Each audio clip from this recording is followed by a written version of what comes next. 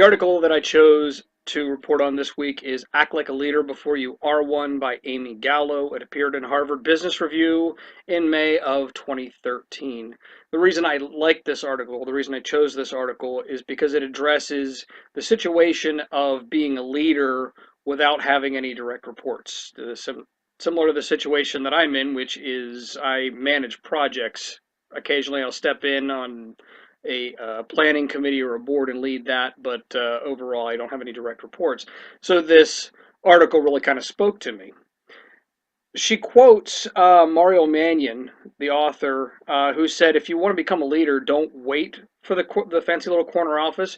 You can begin to act, think, and communicate like a leader long before that promotion." And that is the overriding message that Gallo is trying to make through this article.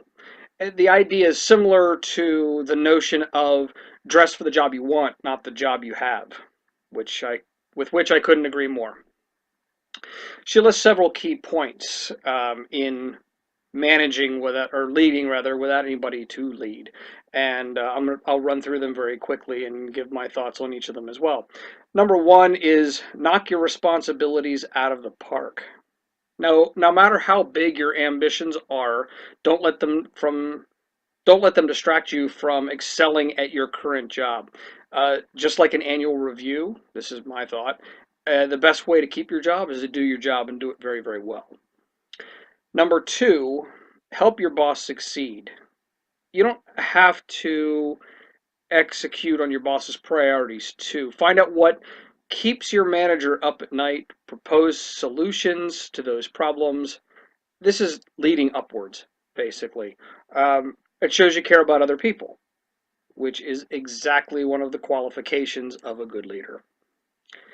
Number three, seize opportunities, no matter how small. Raise your hand for new initiatives, especially ones that will be visible to those outside your unit. This is one I try to employ as often as possible, although not for the recognition. Actually, I just do it for the adventure. Um, Look for that white space is number four. These are problems that others aren't willing to tackle or even know exist. When you take on a task that no one else is willing to do, you make yourself stand out. Now, I would caution on this that if you do a lot of that, if you take care of a lot of the white spaces, you may find yourself in a position where everybody comes and dumps on you all the stuff that they don't want to do.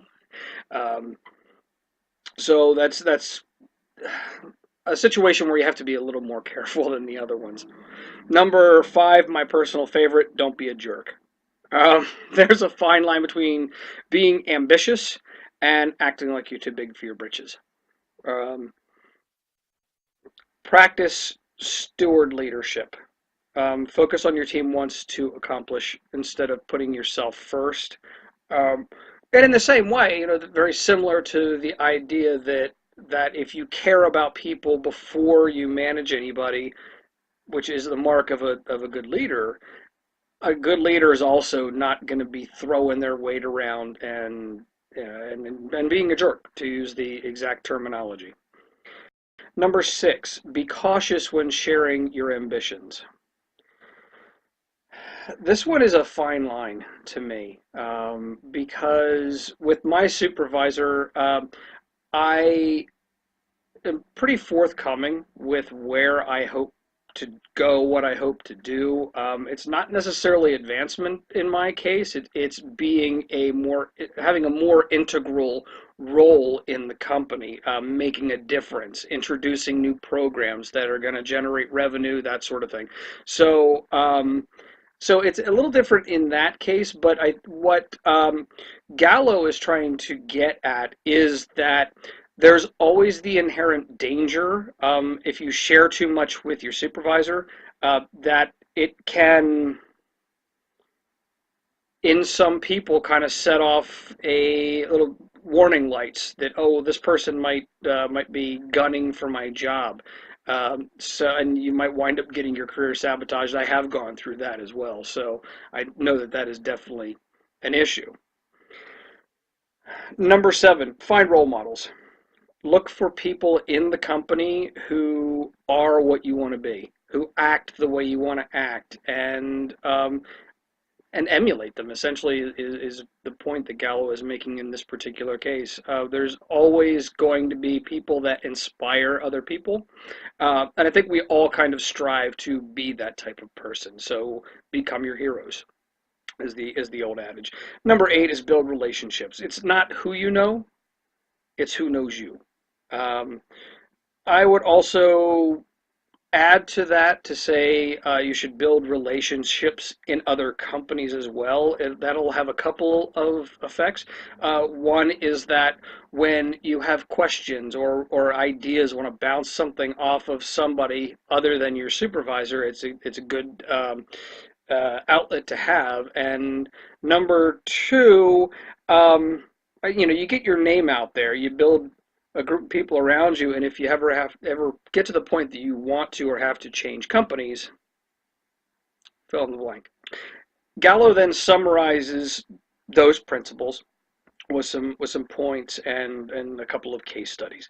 To me, the biggest takeaway in this article is the idea of acting like a leader before you have anybody to lead, and doing so with prudence. If you step on toes at this level, you're going to step on toes when you're a leader. If you care about people at this level, you're going to care about people when you're a leader. When you're leading people, I should say, there is a difference. This is the time for me in this particular case, or to anybody else who is a leader without having anyone to lead, to mold yourself into the type of leader that you want to be. As always, I like to end on a quote, and this is a really good one. Author and motivational speaker Robin Sharma said, "Leadership is not about the title or a designation. It's about impact, influence, and inspiration. Impact involves getting results. Influence is about spreading the passion you have for your work and you have to inspire teammates and customers." That is an excellent way to end this one.